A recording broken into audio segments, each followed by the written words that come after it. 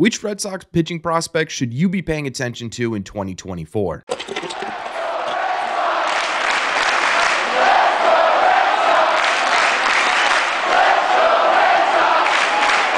What is going on, everybody? Welcome back to Red Sea Radio. My name is Corbin. It's not really a secret that the Red Sox don't have a ton of top-tier pitching prospects in their system. Of the 4 guys in the Red Sox farm system that are in the top 100 list, none of them are pitchers, and for a majority, the players that everyone are paying attention to are on the position side of things. But that doesn't mean there aren't any intriguing arms in this system. In fact, there are a couple of guys, in my opinion, who could have a really massive 2024 in terms of their development. So what we are going to do in today's videos, we're going to go over a couple of pitchers that I'm going to be keeping an eye on over the 2024 season, the reasons for this, what I think they could look like by the end of the year, and what to pay attention to. But before we get into that, do me a favor, make sure you guys have hit that subscribe button if you haven't already. If you're new here, we talk Red Sox content almost every single day. Also, make sure you guys have hit the like button on this video as well. Helps these videos out a ton, and it would mean a lot to me. Don't forget, every episode of Red Seat Radio is now available in podcast form on Spotify. You can either head over to Spotify, type in Red Seat Radio, or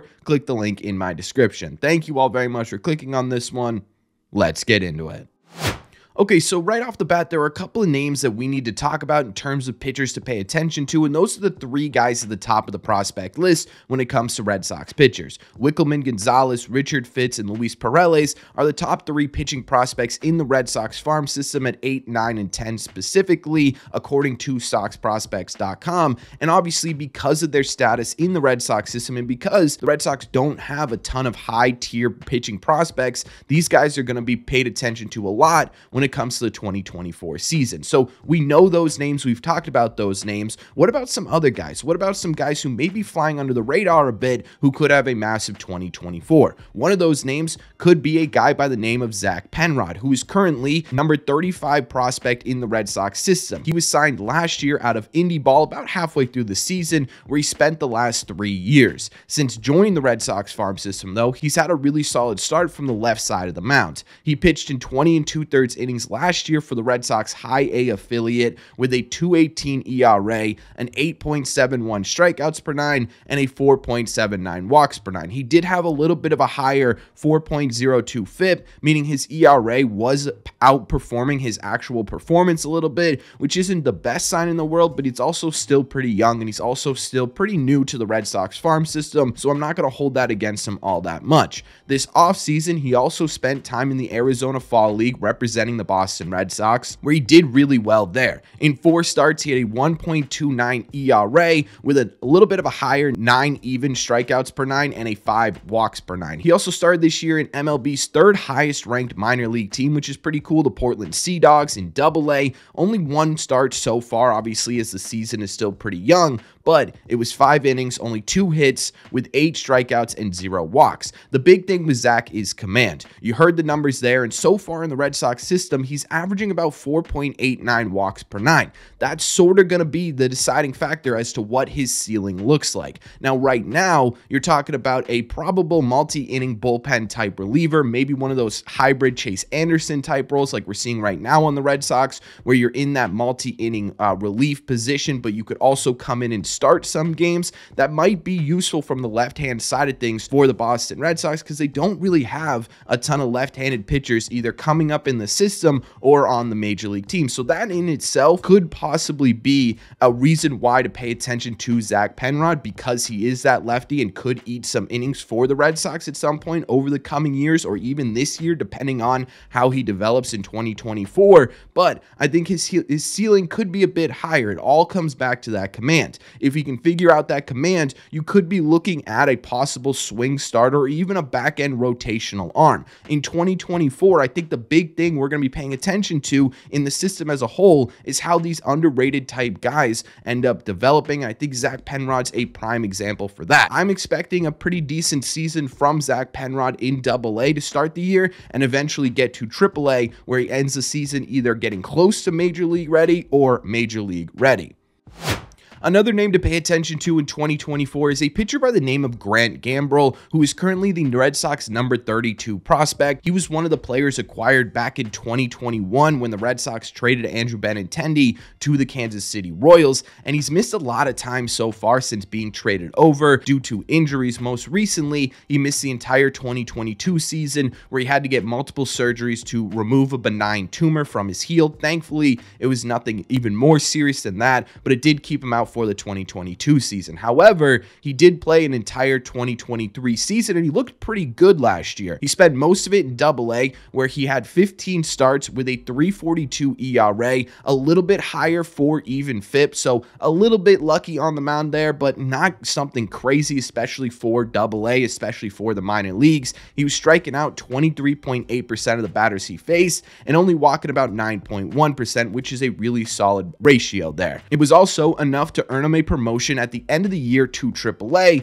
where he had a 1.69 ERA in 2 games. This season, he started the year at the AAA level, and while in 3 starts his ERA isn't great at 5.14, his FIP is much lower at 3.24, meaning he is performing well above average on the mound according to his ERA. He's basically getting unlucky on the mound right now. He's still striking out about the same amount of hitters at a 23.4% rate, and he's still only walking about 9.4% of batters. Still a pretty good ratio, and because of that FIP and because the strikeout numbers are still there, I really do think we will see a decrease in that inflated ERA a bit over a longer period of time. Now, Grant also has a pretty similar ceiling to Zach Penrod, a potential swingman. He's 26 years old because of those injuries that held him back, but I think he could also become a more impactful multi-inning reliever or even back-end rotational option if he continues to perform this year. The Red Sox are probably going to need some bullpen help over the next coming months. I think Grant Gambrel specifically over the next couple of months, because of his status in AAA,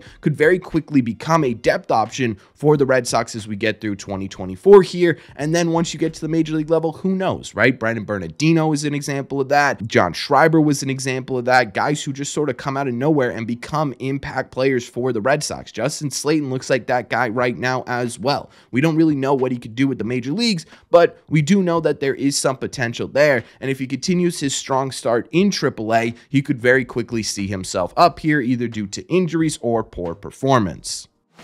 The last name I want to highlight here is someone to pay attention to in 2024 is our friend Hunter Dobbins, who is currently the number 24 prospect in the Red Sox farm system, drafted in the 8th round of the 2021 draft. The 24-year-old started last year, 2023, in High A, where he did really well. He had a 2.63 ERA in 41 innings, and even lower 2.49 FIP. Again, that 2.63 ERA was a little bit lucky compared to how he was actually performing. He had a 27% strikeout rate and a really, really low 3.1% walk rate. That was enough to earn him a promotion to Double-A, where he finished the year with a 4.27 ERA in 71 2/3 innings, but again, a lower 3.76 FIP, meaning he was unlucky on the mound. He was outperforming his ERA. His strikeout rate remained about the same in Double-A at 25.4%, but the walk shot up a bit. It was 8.5%. Again, compared to that 3.1%, that's a pretty big jump. This year, he's starting the season in Double-A, where in 1 start so far, he's allowed 1 earned in 4 innings,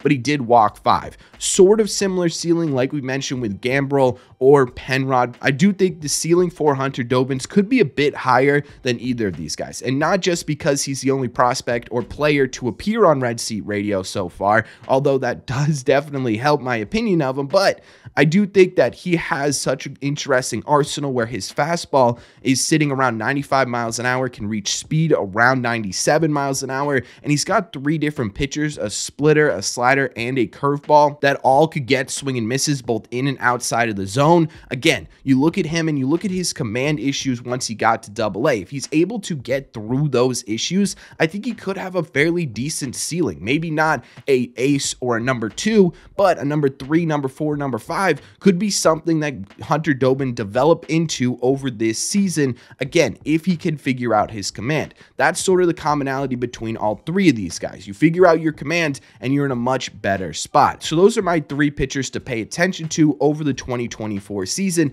I think overall, the pitching in the farm system is going to be something to pay attention to in general, just because when Craig Breslow got here, he not only wanted to improve the pitching at the major league level, which is ultimately obviously the #1 goal, but he also wanted to improve the minor league level as well. It's a big reason why he hired Justin Willard to head pitching development in the Red Sox system, why he decided to bring on a part-time basis the guy from Driveline, the CEO of Driveline, and it's also already playing a factor into these guys' season. Hunter Dobin, when he came on Red Seat Radio, talked about the fact that it is a different approach to this season than he's seen in the Red Sox system in the past. These are the type of guys you want to benefit the most from these changes, right? Because these are sort of fringe, okay, maybe they could be up and down type player in the Red Sox farm system. You could bring them into or get them to a point where everyone's sort of sitting there being like, yeah, I could see this guy having a more full-time role at the major league level. Then Craig Breslow's done his job in helping revamp this pitching situation. So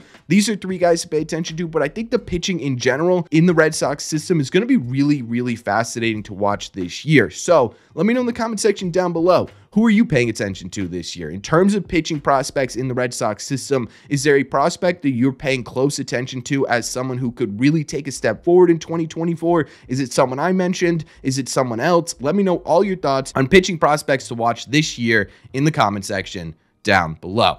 As always, if you made it to the end of this video, don't forget to hit that subscribe and that like button. It helps these videos out a ton, and it would mean a lot to me. Plus, you made it to the end here, you might as well do both. Don't forget, we are also available on Spotify. If you want to listen to Red Seat Radio on the go, click the link in the description down below. Thank you all very much for clicking on this one, and I will see you in the Red Seats.